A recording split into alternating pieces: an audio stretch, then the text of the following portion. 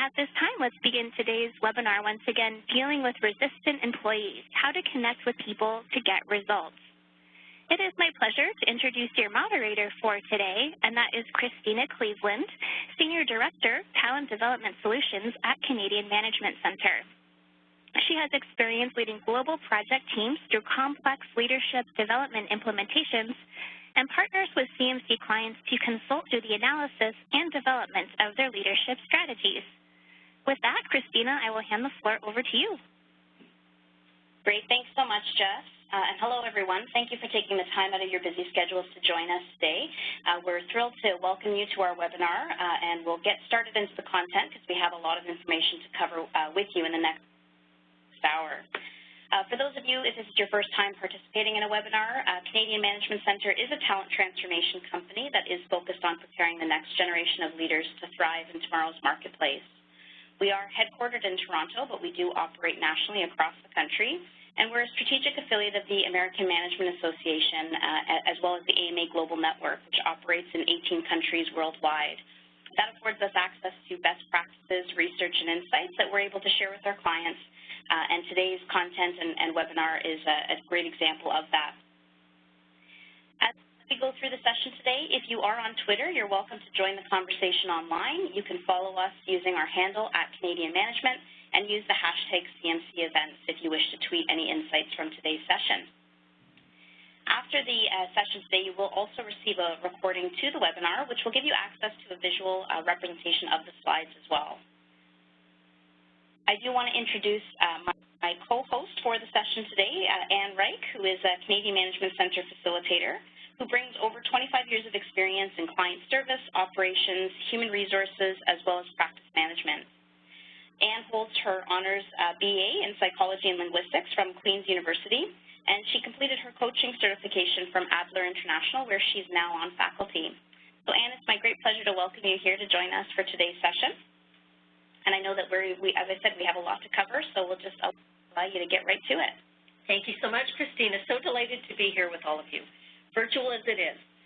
You may want to have a pen and paper handy or something to record notes in order to get the most out of the exercise we'll be taking you through today. After all, studies show that retention improves when you actually take notes and write it down. So today, we're talking about how to deal with resistant employees. As experts in the field of management and leadership development, this is by far one of the most common questions we get. And clearly, this topic has struck a chord with all of you as we have over 1,000 registered for this call today. Full house. So it's not surprising, really, when you stop to think about the amount of change going on in today's workplace and the sheer number of projects that we're expected to accomplish, projects that require us to work with and through others. It's little wonder that the issue of resistance is in the forefront of our daily work experience. The good news is that we have some information and strategies to share with you today based on the latest neuroscience that will help you understand the source of that resistance and cut through it to connect with people in a way that has them open up to what you have to say. But first, let's be clear as to what we mean when we use the word resistance. A common definition for resistance is the refusal to accept or comply with something, the attempt to prevent something by action or argument. Resistance itself, however, can take many forms. Let's take a look at some of the more common ones you might be facing. We'd love to get your perspective on this right now, so we're going to open up our first poll. Thanks, Anne. So the first poll is going to open up on the right-hand side of your screen. We'll just ask you to take a minute to reflect on these questions and to give us your answer in terms of what resistance looks like in your workplace. And we know that there could easily be an option E for all of the above, but we are going to sort of ask us to align to one response on whether or not resistance looks like unwillingness from others to hear what you're saying. Is it arguments and debates? Is it verbal agreement but lack of action, so people nodding heads and saying that they are on board but they're not? Or is it about actually seeing emotional reactions or excuses in the workplace? So if you could just take a minute to submit your response again on the right-hand side of the screen. And Jess, we can go ahead and wrap up the poll so that we can see what feedback looked like from those of you who are online with us today. So Anne's going to be going into a further definition about resistance and what can actually contribute to resistance. But of course, depending on our own experiences and what's happening in our workplace, resistance definitely shows up in different forms. So Jessica, if we could go ahead and close out the poll. And it looks like the majority of the audience who are participating indicate verbal agreement. So C, verbal agreement but lack of action. So lots of head nods. 44% of us on the line indicated that that was our selection. And then the second response to that, and was D, emotional reactions or excuses at 27%. Okay, well, in all its forms, resistance is really an obstacle to achieving results. I'm sure you would agree. And many of you must also agree that it causes tremendous frustration and wastes a lot of time and energy. And the bigger question, however, is what really causes that resistance? When we're faced with resistance from another person, there's usually a filter in place, one on their side and sometimes one on our own side. And sometimes these filters can have absolutely nothing to do with us. It was already in place before we arrived on scene, and it could be the result of their own previous experience or concerns and the beliefs that they've created as a result of that experience.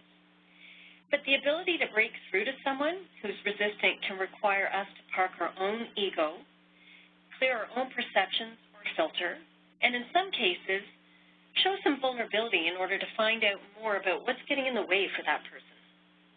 Only then can we determine how we can get them to listen to what we have to say.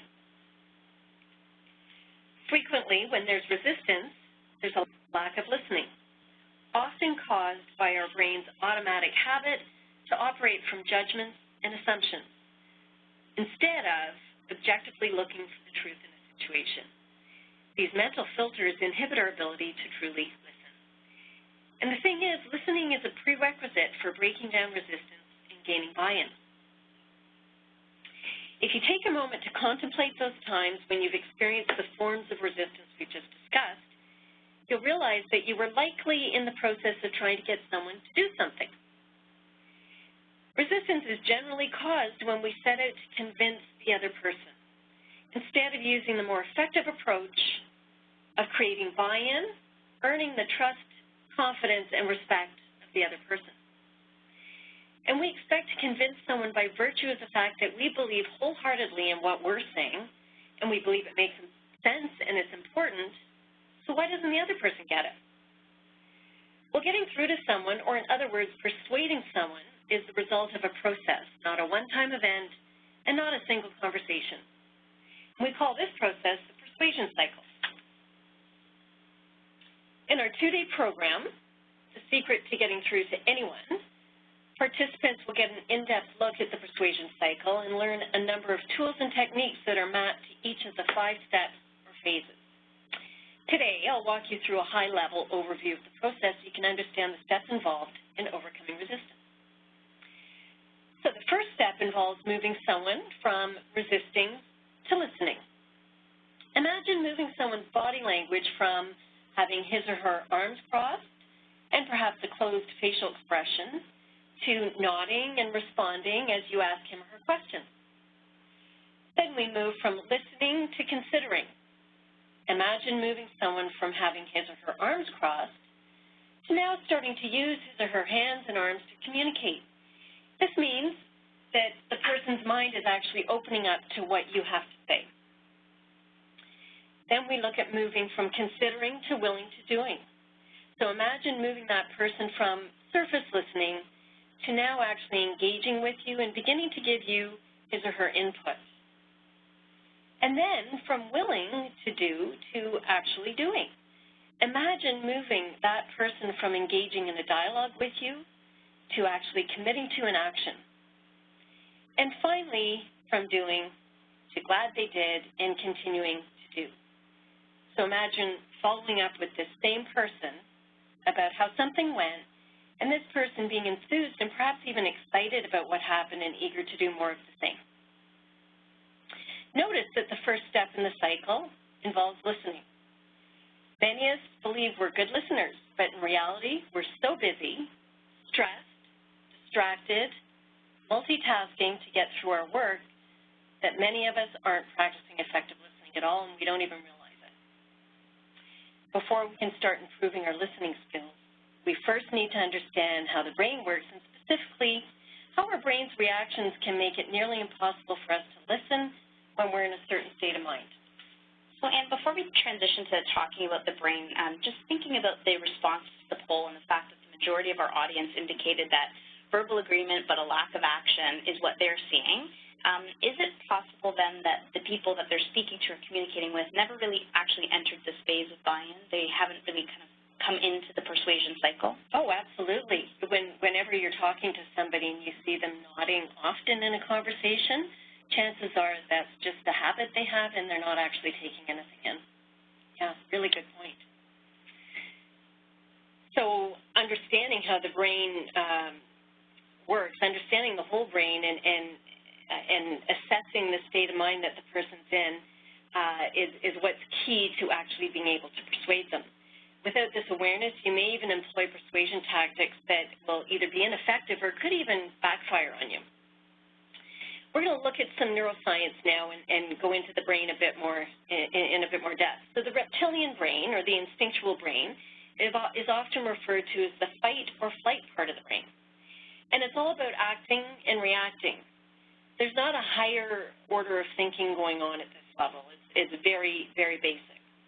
The mammalian or limbic brain is the emotional level of the brain, and this is the place that generates powerful feelings in us, like happiness, excitement, sadness, disgust, anger, joy, and many other emotions. The primate brain, or the neocortex, is the logical, rational level of the brain. And this operates consciously, taking in data from the reptilian and the mammalian brains, analyzing it and making smart and well-informed decisions based on that analysis. Now, normally these three parts of the brain work together successfully, allowing the primate brain to engage in logical and rational thought. And this is the higher order thinking capability that organizations are paying for when they hire you. And this is the brain we assume we're talking to when we engage in conversations where we're trying to persuade someone. However, the reality is, in today's world of high stress, constant change, and perpetual uncertainty, the more primitive parts of the brain are triggered to overtake the more evolved logical parts of the brain. Let's look at a couple of examples of what it looks like when the more primitive parts of the brain take over. So a few questions for you. Have you ever hit send on an email response you've lived to regret?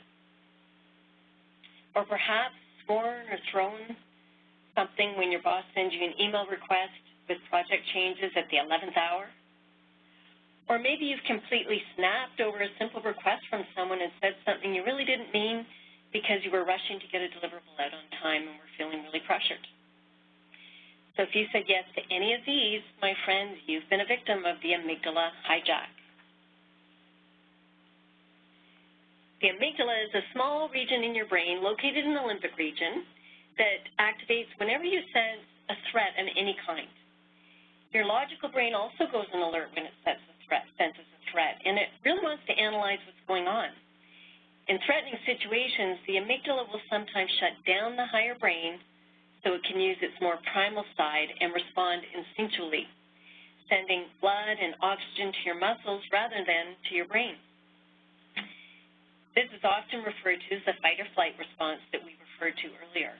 And this means that during an amygdala hijack, a person sees a drastic reduction in his or her memory, ability to reason, and emotional intelligence. And unfortunately, the amygdala does not differentiate between a threat to our physical survival and a threat to our social safety or the safety of our ego. Back in the days when we were chased by saber-toothed tigers, this shutting down of non-critical higher-order thinking was a useful response, allowing us to use all of our energy to physically run away from danger. In today's work environment, however, this reactive response tends to cause many interpersonal challenges. Let's take a moment to consider what are the saber-toothed tigers in our environment today. Those things that trigger a threat in us and activate our amygdala, putting those primitive parts of our brains in charge. So we'd love to hear from you on this. So we're going to ask everyone if you wouldn't mind, through the chat panel, Anne indicated some examples of amygdala hijacks that we ourselves may have been exposed to. But what are some of those saber-toothed tigers in your work environment? So if you wouldn't mind using the chat panel on the right-hand side of your screen, and you can send your response to all panelists, which will give us an opportunity to be able to review them. We're just curious about what are some of these things or triggers that really set us off.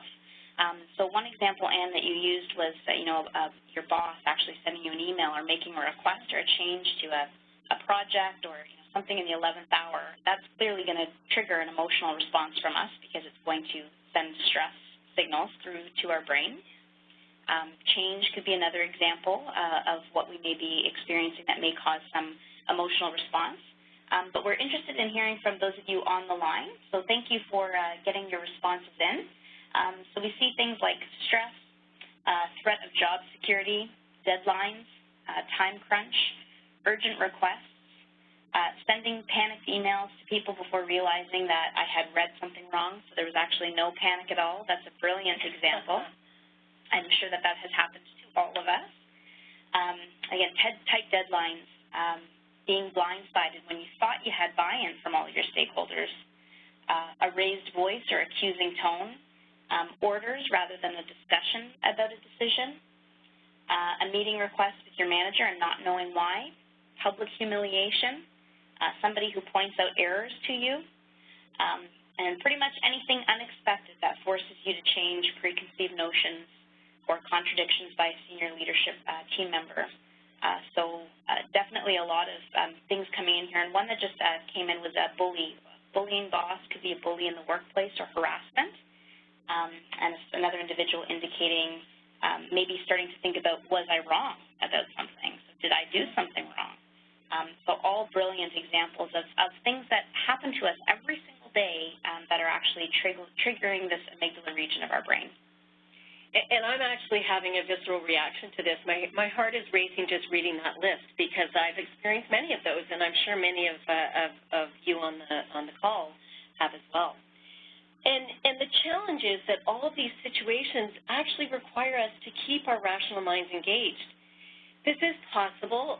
However, it takes conscious effort, as many of us are completely unaware of the mechanisms our brain engages in during an amygdala hijack. We often don't realize that in order to access and engage that primate rational mind, we need to clear through the filters that we've created. And thankfully, we have tools to help you do this, which brings us to the 9 core rules for getting through to anyone. So, Anne, I just wanted to pause on the filter moment before we move into the 9 core rules, because I'm just thinking about the examples that people have surprised or have indicated for us in terms of some of the things that cause amygdala hijacks, and the fact that our brains are so expertly trained to minimize threats. So chances are when something like the examples that were shared happens one time, you already start to put a filter up in place to protect yourself from that happening again. Absolutely. Absolutely. You go right back to your past experiences and the beliefs that you've created based on that experience, and those serve to protect you in some way. Yeah. So the examples of things like last-minute deadlines, chances are the next time you plan your project schedule, you're probably going to give yourself a buffer of time to make sure that you protect yourself. Or if you've experienced public humiliation, you might have a fear that someone's going to call you out in a large group setting in future. So immediately your brain starts to trigger these responses to you. So even though there may not be an imminent threat, your brain is already pre-wired or starts to rewire itself to protect you from these scenarios. So we're fighting against that. Yeah, and that takes tremendous energy, and we're showing up in a certain way because that filter's already in place. Yeah, great points. Thank you. So in the course, in our course, we cover the 9 rules that are mapped to the persuasion cycle and designed to help you overcome these barriers that you and others put up, like those filters we just discussed. The rules lay the groundwork for you to get through to anyone by moving them through each step of the cycle. And these rules fall under 3 buckets. So the first bucket is get through to yourself first. This is the first thing you need to do before attempting to even get through to anyone else. Specifically, you need to ensure you're operating from your logical, rational mind and that your mind is open to listening. The next bucket is make others feel felt, understood, and seen. And this is about creating a connection that allows dialogue to happen. And our third bucket, recognize and address real barriers. Sometimes you need to use special techniques to deal with particularly challenging people and situations. Here you need to be able to identify what the source of the issue is and apply the appropriate technique to get through. So the first rule that enables you to get through to yourself first is move yourself from, oh, crap, to, okay. As we mentioned earlier, the first step in a high-stakes emotional situation is to manage that amygdala and move yourself from panic, that Christina just referred to, that panic we get into, to re-engaging your rational mind. We cover a 5-step technique that is proven to help you calm down and regain control if you've been triggered into a threat response. The bottom line is that you can't get through to anyone until you get through to yourself, and you can't care for anyone unless you're caring for yourself first. Next, you need to make sure that you're not relying on poor listening habits or operating from judgments and assumptions. And this is the task of rewiring yourself to listen, our rule number 2. We're going to look at this one in a bit more detail shortly, so we'll move on to rule number 3, falling under our next bucket. So rule number 3, make the other person feel felt. This is about really putting yourself in the other person's shoes and creating a connection to that person through the use of empathy. There's considerable research coming out of neuroleadership on the role that empathy plays in creating trust through making people feel like you really understand and can essentially feel their pain. This is the essence, really the essence of making someone feel felt. And when you do this, you don't necessarily need to agree with what they're experiencing, but by acknowledging their feelings about the issue, you'll help them feel safe to engage in a real dialogue with you as opposed to resisting or just pretending to go along with you, or just nodding habitually as we referred to earlier. The next rule, number 4, is be more interested than interesting. Have you ever known someone who, no matter what you're talking about, has a better story to tell? Always manages to one-up you in a conversation. If you had a great vacation, that person had a better one. If you're feeling a bit sick, well, they're feeling way worse. If you're nodding your head, then you know how deflating it can be to be in that conversation with someone who's really just interested in impressing you or hearing their own voice rather than actually learning about you. Being more interested than interesting is about ensuring you shift the focus of a conversation away from you and toward the other person.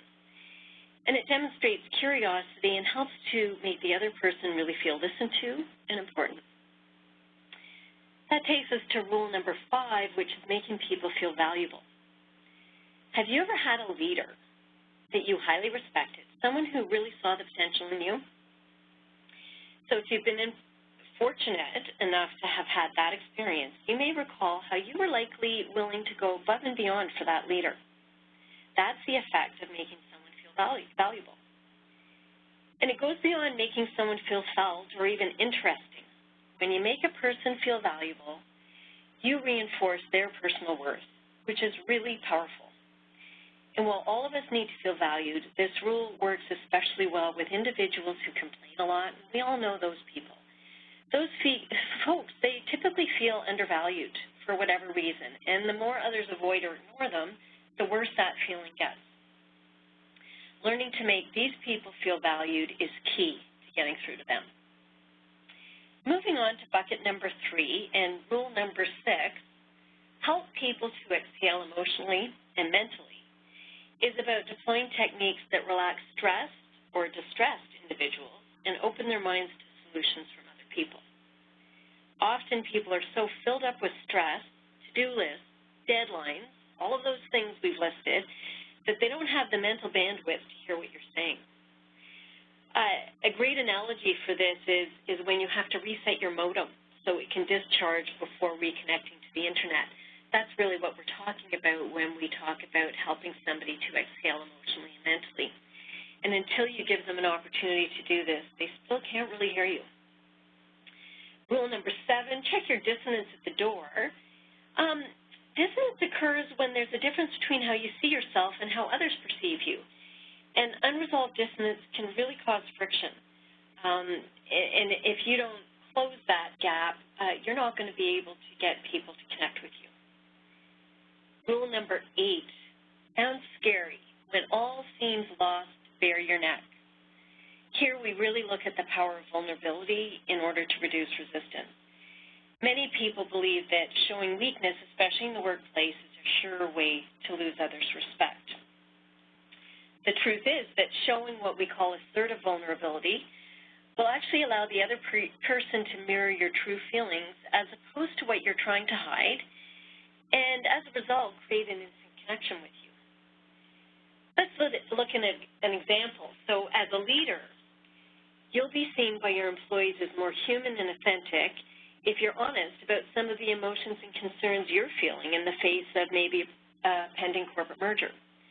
This will in turn give permission to others to be honest about their concerns and their anxieties, and may actually clear the way for more productive thinking. Finally, in rule number 9, we look at options for steering clear of toxic people when possible. So toxic people are those individuals who are looking for others to buy into their negative perspective in order to get that validation for how they feel. It's their way of connecting with the world. And sometimes these individuals may have underlying emotional or psychological issues that can be challenging to deal with. So in our course, we look at some strategies for actually dealing with these people. So we'd like to take a moment now to check in with you on these 9 rules. From what you understand about the skills associated with each of the 3 buckets of the 9 core rules, we'd love to hear which one you think would be, or you already find the most challenging to do. Thanks, Dan. So again, we're going to be opening up the poll on the right-hand side of your screen, so you can take a couple moments. I know that was a lot of information to digest in terms of an overview of the 9 core rules, but that first bucket, getting through to yourself first, the second one, making others feel felt, understood, and seen, and the third, recognizing and addressing real barriers. So just based on the overview that Anne shared and thinking about some of the scenarios that you talked about earlier in terms of what may influence an amygdala hijack for you or your experience in dealing with resistant employees or colleagues, which of these do you find the most challenging? So is it about getting through to yourself first and moving yourself from that oh crap to okay phase that Anne mentioned?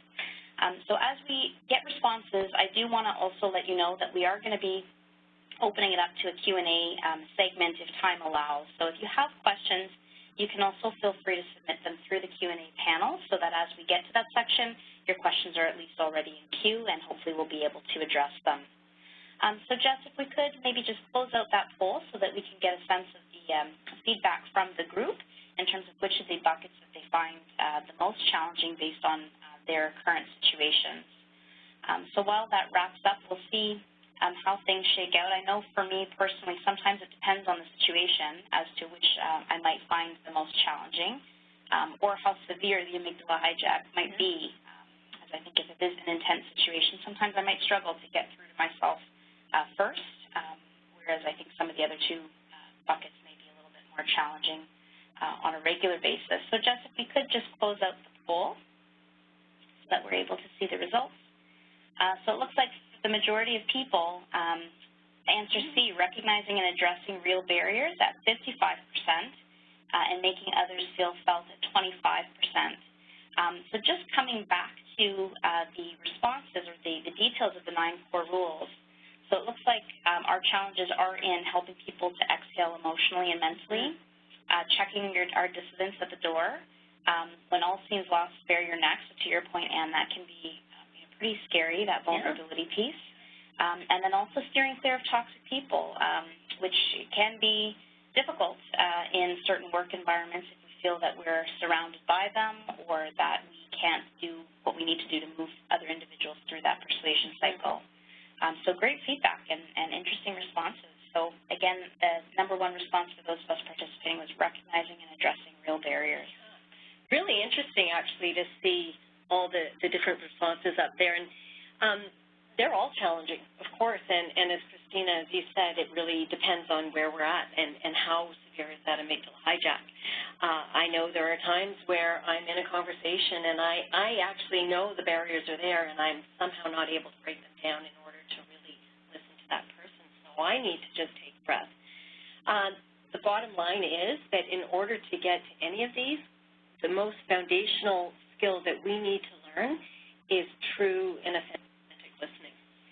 That's where it all begins. So rewiring yourself to listen really clears the filter and is the starting point for creating that buy-in to getting through to anyone.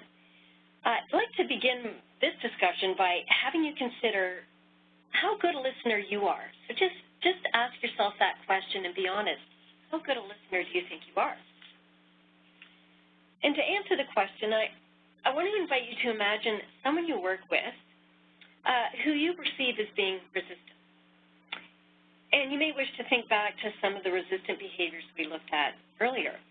So picture that person that you work with that demonstrates some or all of those behaviors. Now, I hope I've given you enough time. I'm sure there's at least one in your world right now. So with this person in mind, I'd like you to jot down answers to the questions that we're about to ask you. So hopefully you have your piece of paper and pen ready. So what are the words that you would describe you would use to describe this person? So be honest here. Nobody's watching. Is it lazy? Is it difficult? Is it impossible? Just write down whatever words come to mind about that person. Next, I'd like you to contemplate how you normally respond to this person. For example, are you typically very frustrated when this person comes to you, perhaps angry, maybe impatient? Just jot down a brief sentence to describe your typical response to this person. Now I'd like you to consider what filter or label you typically reinforce whenever you interact with this person. For example, I was convinced at some point in my life that that a boss I had was incompetent. And I hope he's not listening. But anyway, no matter what he said, I was listening through a pre-existing filter. And in my mind, there was no way this boss could impress me in a positive way. I had made up my mind, so it was very hard for this person to change that. So what's your filter for the person that you brought to mind? All right, let's take it a step further now. Thinking back to what we said about the brain, imagine what might be going on inside this person that elicits his or her problematic behavior. What might the saber-toothed tigers be for this person? So make a few general guesses as to what could be happening in their world or in their mind, and just take a moment to jot those ideas down. Just as everyone is doing that, some people are responding through the chat panel, and indicating that, in terms of how they may normally respond to the individual that they're reflecting on, things like anger come in, or pre-existing notions or filters or prejudice, or someone even responding that, they're on guard when this individual approaches them. So one example that was shared with us earlier in terms of the amygdala hijack was that I may have a boss that's notorious for last-minute changes, so I'm required to drop everything. And I think that that's an interesting example, because what is driving them to do that tends to be panic or their own amygdala hijack, which then creates an amygdala hijack in yourself. So that perpetual state of panic can make it challenging to, in the moment, try and settle them down. But engaging with something like the 9 core rules, when emotions have leveled out a little bit, there may be an opportunity that you can better support that individual and manage up to your boss to have a conversation about what you can do to support them so that you can help minimize the threat response and those instinctual, reptilian brain kicking in and just forcing an impact on other people. Right. And that you raise a really good point, because these 9 core rules are not just about talking to people who report to you directly or your peers. It happens sideways, upwards, downwards. It's a way of communicating and really getting through to anybody. It doesn't matter what level they are in the organization. And some may take a bit more courage than others. And a few more opportunities, I would guess, too. It's not necessarily going to always happen on the first try. Oh, absolutely. But giving people an opportunity to exhale mentally and emotionally, which I know we've all identified as being a potential challenge for us. Your boss may need that too, and in so doing with them can actually create the space for you to do so. Yeah, that's right. So in the long run, it becomes a win-win. Yeah. So finally, thinking about the responses you just indicated to these questions and what you now know about the 9 rules, think about how you might approach this person differently going forward. So just give some thought to that, and I'll offer an example. So if it was someone, let's say, who anytime you ask this person to take on something new, claims that he or she is too busy already, and you're pretty sure that that person still has capacity. So to you, that looks like resistance. So how might you approach that person? Perhaps you might first rewire yourself to listen, to go to rule number 2, by asking yourself what might be going on for this person to cause him or her to be so disengaged that they're refusing new assignments when you know they actually, or at least your perception is that they do have capacity. From rule number 2, you might actually move to making that person feel felt. And how might you do that? Maybe you might take them out for a coffee and start a process there where you can engage in a different kind of conversation about them or with them to find out what's going on in their world. Ask them open-ended questions and let them express and let them share with you what they're excited about, what's boring them, what's frustrating them, so that they can really feel heard and seen and understood. And from there, it all sort of plays into one another. If you are more interested in that person than you are trying to be interesting to them, that will build trust and create a safe space for them to share with you so that you can work through the barriers and get them to a place where you can have them moving forward in the direction that they want to be moving in and that you need them to move in. So what is the solution to our poor listening habits? Get rid of the filter. The stuff you think you already know about someone, that they're lazy, a loser, maybe they're hostile or impossible, that in reality is preventing you from learning what you really need to know about that person. For example, if you're introducing a major change in your department, say around a process improvement to make way for an expanded mandate for your team, consider what the resistant person may have experienced in the past with a similar change.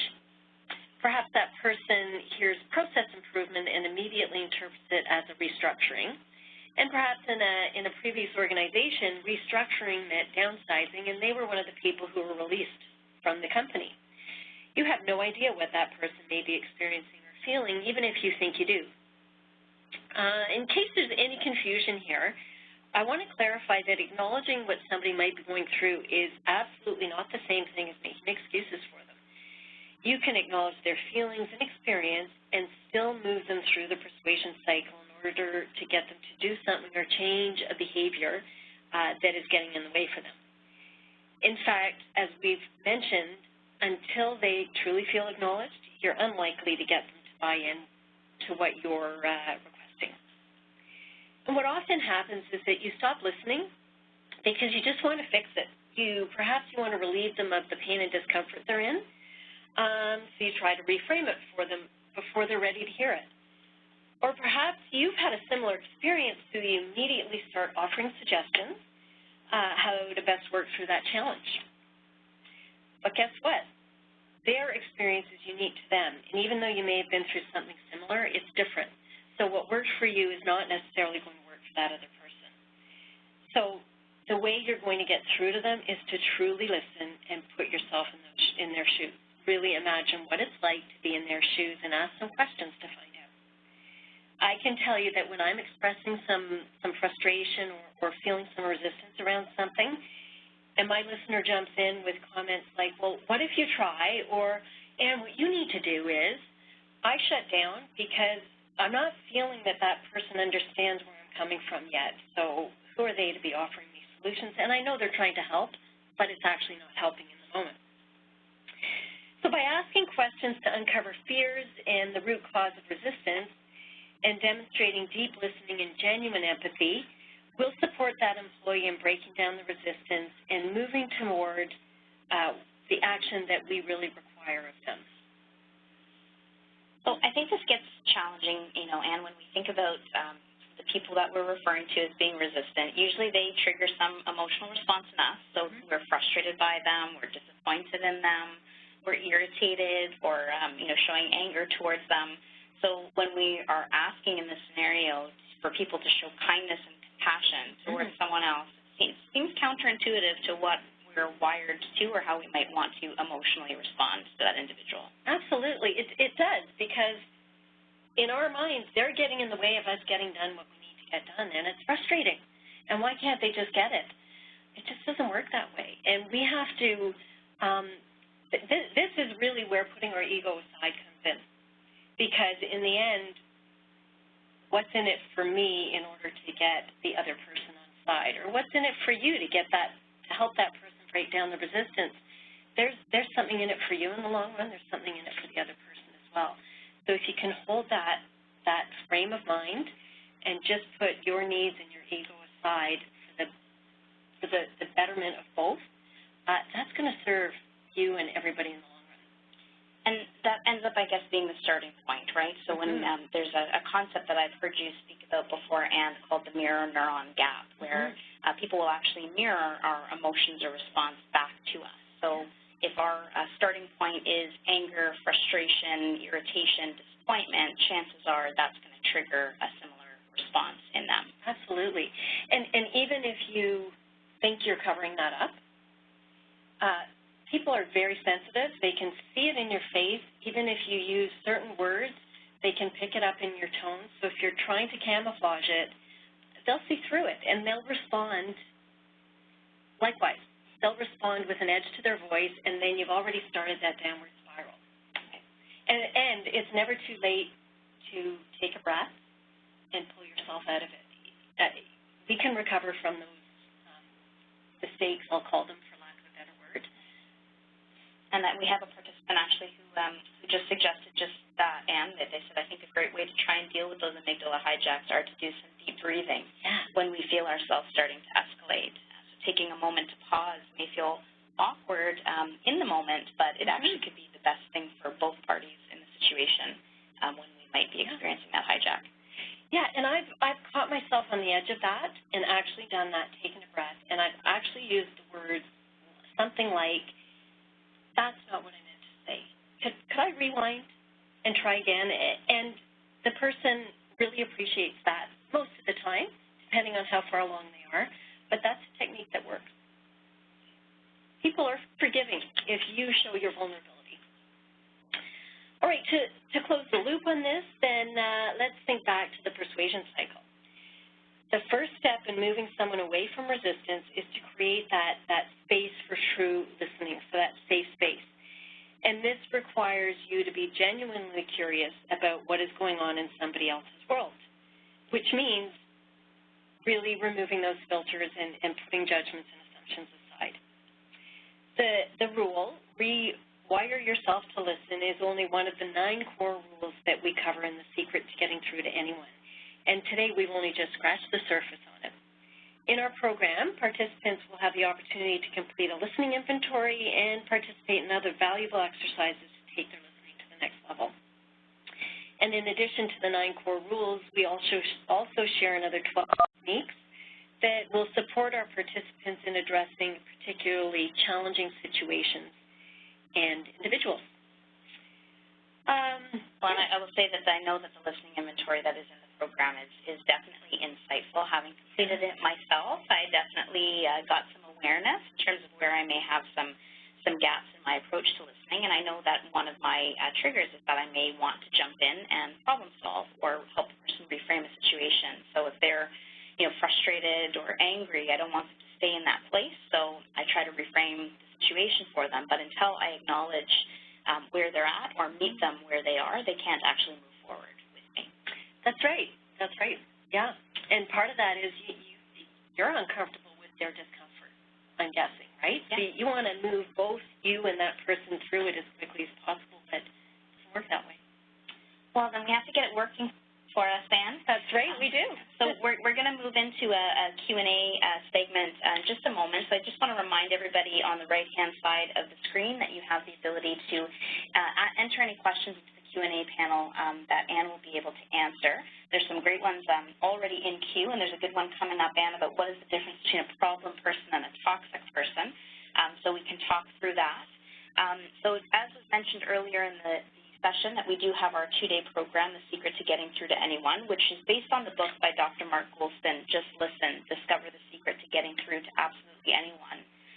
This is a phenomenal resource, and there's a second edition that has come up. It's sort of a two-part series called Talking to Crazy, How to Deal with the Irrational and Impossible People in Your Life. And, you know, that term crazy is loosely used, but this is really about transforming the challenging relationships in your life and getting a better understanding of both yourself and the people that you're communicating and collaborating with to find out how you can actually make some adjustments in terms of how you're working together.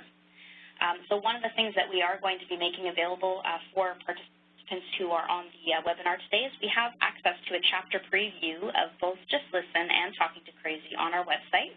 So if you go to our website and access the free resources section, there's an area called Mindfulness in the Workplace, and you'll be able to see some additional resources connected to the topic that we have reviewed today that will give you some more information.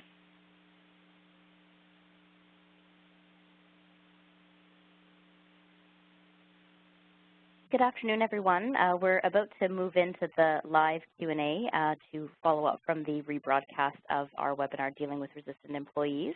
My name is Christina Cleveland, and I have been on the line and observing the questions that have already been coming in, so thank you very much to those of you who have submitted them. We're going to do our best to work through those questions today and provide you with some tools and strategies connected to what we've covered off today that hopefully will help.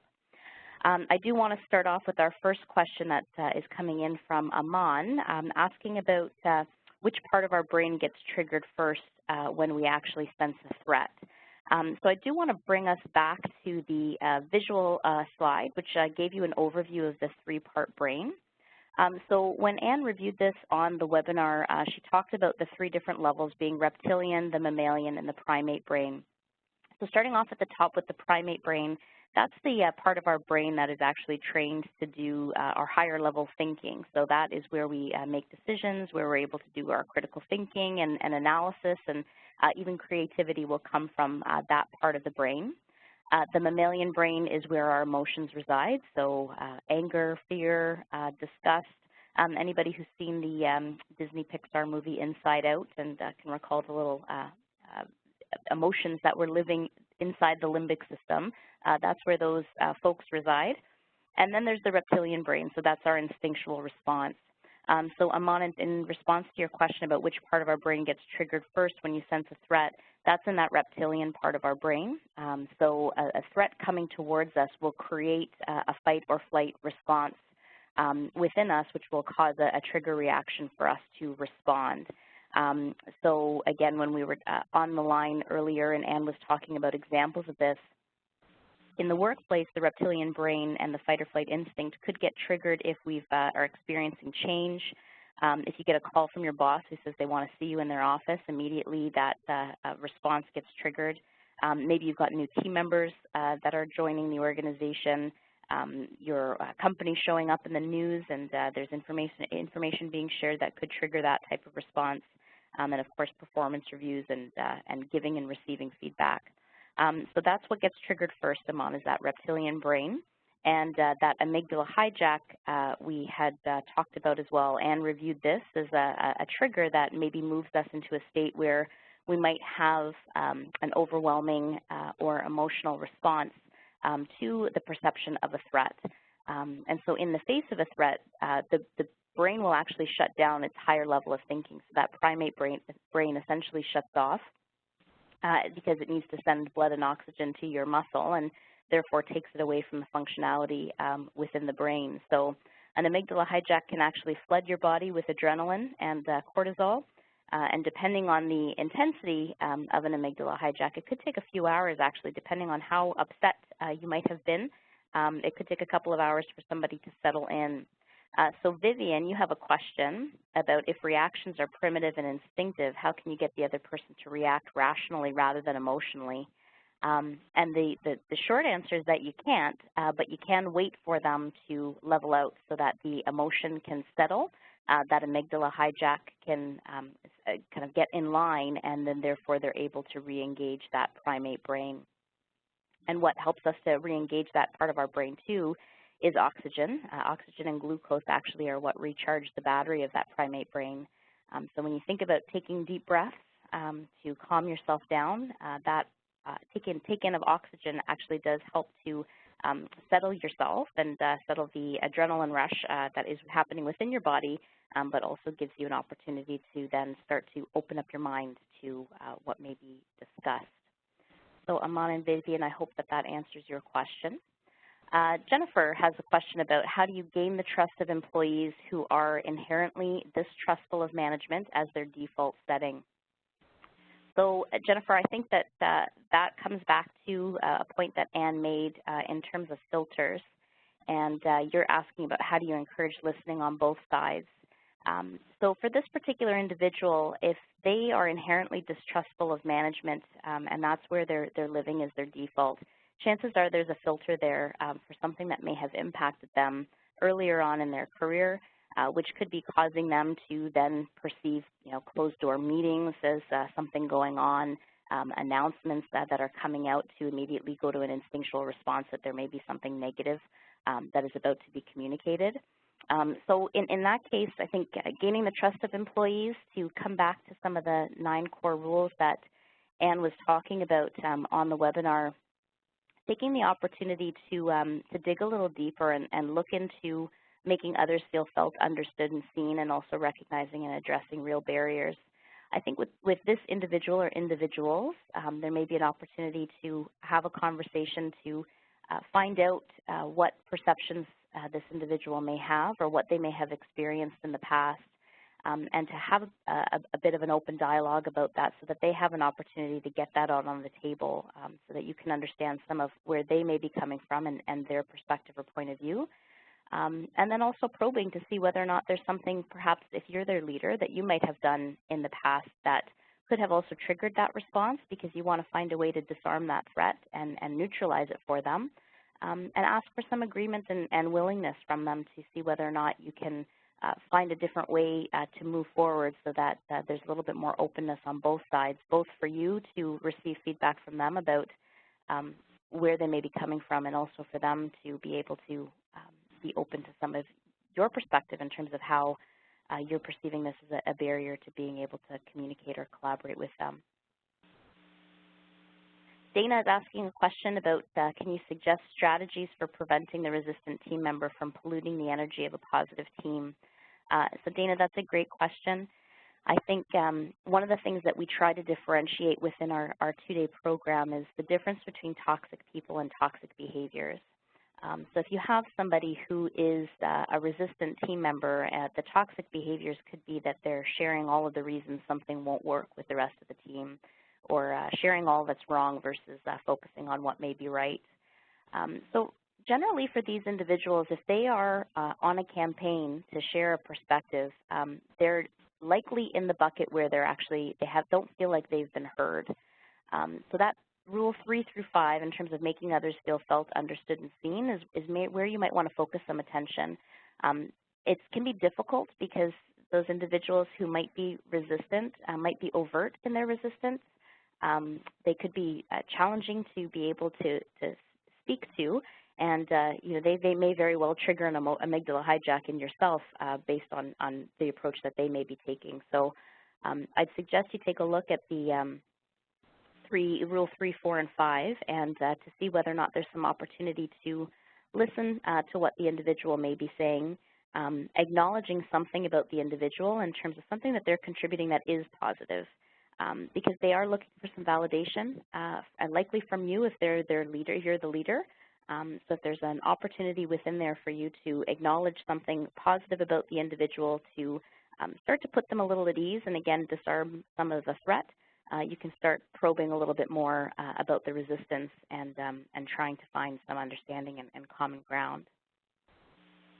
This focus within the 9 core rules and what we've talked about today within this session, it takes a lot of patience and a lot of practice. And Anne has often said that persuasion cycle that we talked about, and even the 9 core rules, it's not a linear process. So you might be constantly in flow, and the thing that we fail to recognize overtly sometimes is that people are bringing things into the workplace or to a conversation that we might be completely unaware of. There are things that happened in their past, there are things that may have happened earlier in their day that are shaping where they're at mentally right now and what that where the state of their brain may be in terms of being able to be open to your message. So you can start to read some of those nonverbal signs in terms of their level of engagement. If you're getting a lot of head nodding, then chances are somebody may just be checked out. You want to try and see if there's opportunities to engage them in the conversation versus talking at them or telling them what we think they should be doing, and really taking some time to allow them to vent, which is where that rule number 6, helping people exhale emotionally and mentally, that's allowing them to vent without judgment and without swooping in to problem solve. So that gives them a chance to get out what they're thinking, what they're feeling, and gives you an opportunity to restate and acknowledge that emotion to them. So you may be saying to them, you know what, I'm really sorry that you had to go through that. It sounds like it must have been really frustrating for you. When you can meet somebody where they are, if they are feeling relatively emotional or maybe in an unstable state, the opportunity to meet them where they are and acknowledge what they're feeling and validate their feelings will actually immediately start to make some movement in terms of where they're at, give them an opportunity to start to calm down and be a little bit more open to what you have to say. Taking a look at some of the other questions coming here. I have a boss who is not competent in their job and daily throws people working for him under the bus, complaining it is them who do not know their job.